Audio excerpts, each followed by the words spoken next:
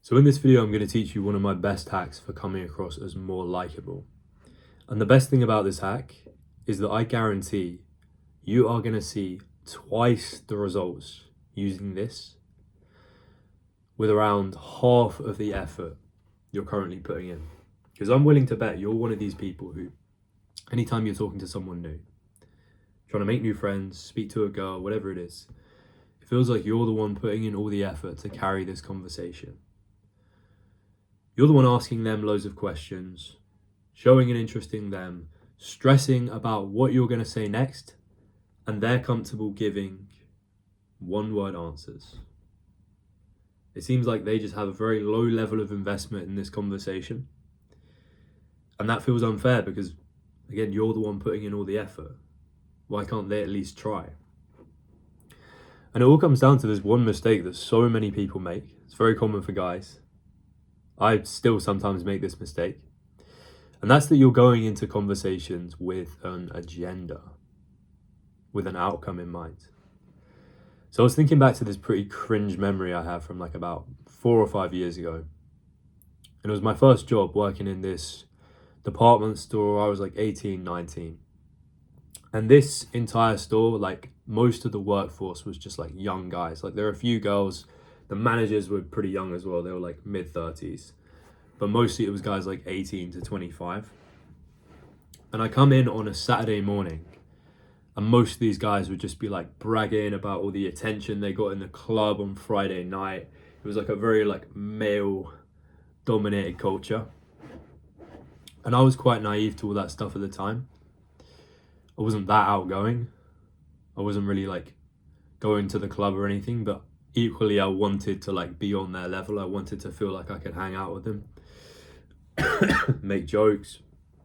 But there was this one guy who he kind of like stood above the rest. I know that sounds kind of cringe, but he was a guy that everyone admired in the store. He was like 22. I think he went to like the same school as me. And like you could tell like he would probably do quite well in the club. Like he was handsome. I'm not trying to glaze this guy too much, but he had a lot of presence about him. And he wasn't like all the other guys. He wasn't like childish. He wasn't just like bragging all the time. He was the guy who everyone kind of looked up to. And when I started working in this department store, I was like, I kind of like mentally, well, this was like a conscious thought I had, I don't know. But I like wanted to kind of get to know him. I wanted him on my side because I kind of thought, if I can win this guy over, then, you know, the rest of these guys will fall in line. They'll show me the respect I deserve. So I ended up getting paired up with this guy like a couple of weekends in because the managers wanted to like show me the ropes, and this guy was very experienced. And I say first of all, like for the first couple of hours, we were just getting on. Like we were just chilling, just trading stories from school, talking about like different teachers and shit like that we'd both had. And then after lunch, I think I was kind of starting to feel the pressure. Like I've been talking to this guy for a little while. You know, you're breaking it up with like work in between. So you're not just talking the whole time. But even then I kind of felt like, oh shit, like I'm kind of running dry for things to talk about here. Like there'd be moments where we like didn't talk for like 5 minutes or something like that. So I was like, I need to like up my game after lunch. I need to start doing something different. And we started talking about like parties and girls and stuff. And I tried to portray myself as like some fucking playboy. Like I was like, oh bro, you know, I was with this girl the other day, you know, she was all freaky. So cringe, man. And he was like, oh yeah. Just didn't seem impressed at all. And I just kept trying to almost like force it. Like I wanted him to look at me like as like one of the boys, like one of the other guys. And I think at the time, what I didn't really realize was some of these guys were like actually kind of more of an annoyance to him. Like these weren't even really his friends. But I seem to think that this was like the right approach to take, to just kind of come on some like cocky, fake alpha energy, even though I was like really not like doing any of that. And whereas before he'd been chatting back to me, and we were having some like a little bit of fun in this conversation. After that, I kind of just felt, you know, when you can kind of tell someone is checking out of the conversation, like there's longer and longer without us talking. He's not really like turning to look at me as we're getting on with the work, not really reacting to the things I'm saying. And then eventually he just comes up with some excuse to leave. And I was like, oh yeah, it's cool, man. Go and do your thing. And I'm at the time thinking like, oh, yeah, no, he's totally buying it. He's totally buying it. But that kind of ended up being like the nail in the coffin for our friendship. And I see that now, like he was just probably like a lot more mature than anyone working in there. Like if I'm probably his age now, if I had people coming up to me, like younger guys, telling me about like, oh, how they like took over the club last night, I wouldn't be impressed. I just find that kind of annoying. But this was one of the first times this was highlighted to me. This mistake about coming into a conversation with an agenda. Almost like having an outcome in mind. Like my outcome in this situation was to impress him, like, yeah, no shit. But also like convince him that I was like a particular type of character. Now the thing is, on like a very deep subconscious level, there's certain individuals in the past, not in the past, sorry. There's certain individuals we encounter in our day-to-day life who kind of like, we don't really know how to act around them. Like whether it's high status people, attractive people, or authority figures, they kind of like put us on our toes. Like we start behaving out of character. Like you'd probably agree with this. When I'm around like people I'm attracted to, maybe not so much now, but I just start like doing too much, like saying things that I wouldn't usually say, forcing certain jokes, thinking way too hard about what to say next, either talking myself out of saying things or rushing things, like certain people that just kind of make your thoughts spiral a little bit and you act all like kind of clumsy, like awkward and clumsy. Now the thing is, I think with these people, we're not aware of it at the time, but there's something going on in our body around these people. That sounds kind of weird. There's something going on, like there's a nervous system response here going on. Your nervous system is telling your body, around these people, I can't act like myself. There's some threat of danger here. There's some like negative thing that could happen to me in this situation. And usually it's tied to negative past experiences, but they're being triggered by right now. So again, I have this thing around high status people where maybe in the past, maybe it was like teachers or like people in my class who were I deem more popular than me. They made fun of me or rejected me. And then their influence over like other people caused them to like pile in on me as well, like cause me like more emotional pain. Hopefully that's making sense. Your brain starts to build up these like weird connections between certain types of individuals, certain characters, and like past trauma. So anytime we encounter these individuals who we kind of feel the need to impress or win over, this starts to happen because your body is always scanning for danger. And this person is tied to some kind of like past emotional harm. So your body's trying to protect you, like be on your guard around this person because something bad might happen. And oftentimes that's why we start acting up, because when we're detecting danger, when we're in that like fight or flight mode, it just scrambles our brain. It stops us from thinking rationally. It stops us from being able to think of like what to say next or accessing our natural sense of humor or just our personality that we would have on the regular around our friends. We're prevented from accessing that. But ultimately, it all comes down to having like this agenda in the first place. Like I'm going to go and speak to this person and this is what I want out of it. I want to be their friend. I want to convince them I'm this type of person. Sometimes I could be so performative in the past And I'd almost like pretend I was like some character from like fiction or like a movie. Like imagine some like cool character, like a Matthew McConaughey type character. I'd go over to people that I didn't know before and I'd tell myself like, this is how I'm going to act.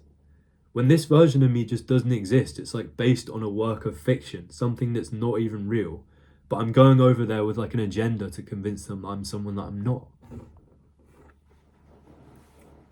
So the reason I'm telling you this is when you walk over with that kind of agenda in mind, the other person can always sniff it out. Like, this is like really interesting to me because it's almost your internal state, your like desperation, your neediness that somehow, some way ends up coming across externally. And that is how the other person detects it. Your body language, the energy you're putting out when you're going in with that agenda, it's just off-putting. I can't really explain exactly what does it, but you can sense when this other person is like looking for something, trying to impress you, trying to win you over. It comes out some way, but it's there, it's noticeable. This is actually something called the law of state transference. It's like whatever you're feeling in this moment, whether it's nerves, excitement, passion, the other person always ends up feeling even just a little bit of that. Your like personality in this moment transfers to them. And this is always something I try and keep in mind. Because instead of trying to come with an agenda, to try and impress people, the most crucial piece of advice I've ever learned, and I like maintain this because, I mean, if you hadn't noticed, I've kind of made this the focus of my channel now. Instead of trying to impress other people, I should be trying to impress myself. In this moment, what can I be doing to have more fun, to entertain myself rather than to entertain other people? It's like, you know, those people, like I had friends back in school who they would make a joke. We'd be outside chilling at break time. They would make a joke and either no one heard, or maybe I heard, or the joke just didn't land. And you see them after they say that, like they're like scanning the group, like, oh, did anyone find that funny?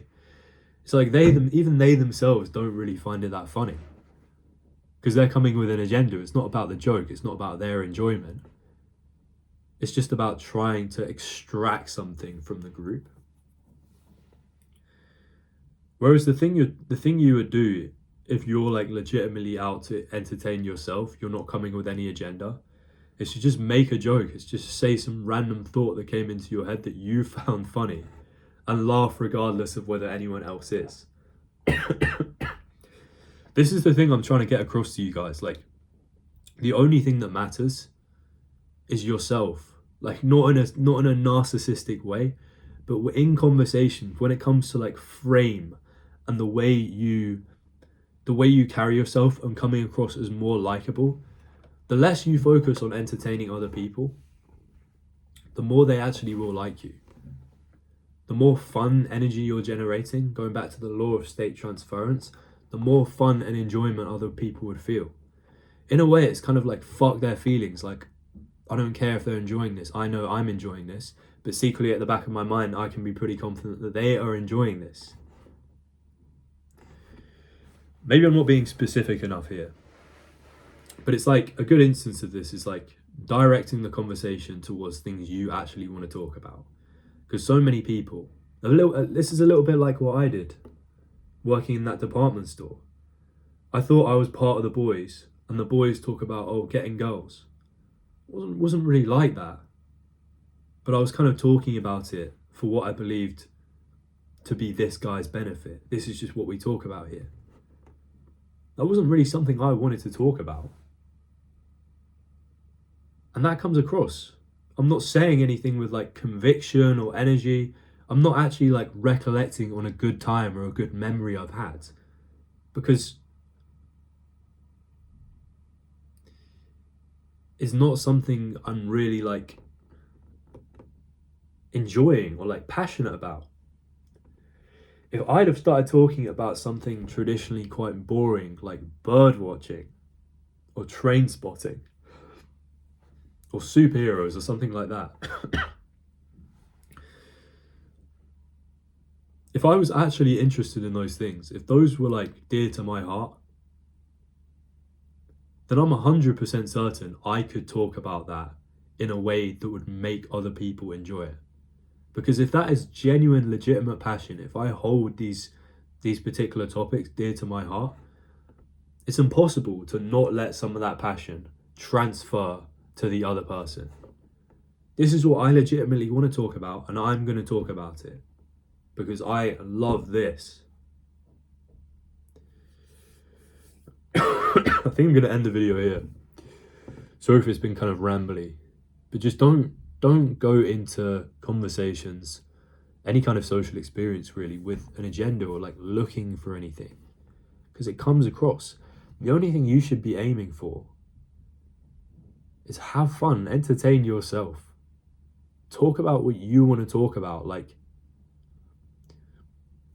there's a balance, of course, but think about like what you hold dear to your heart. Think about what you can kind of liven up a conversation with. And for the love of God, stop going in with an agenda. That's it. I'll see you soon.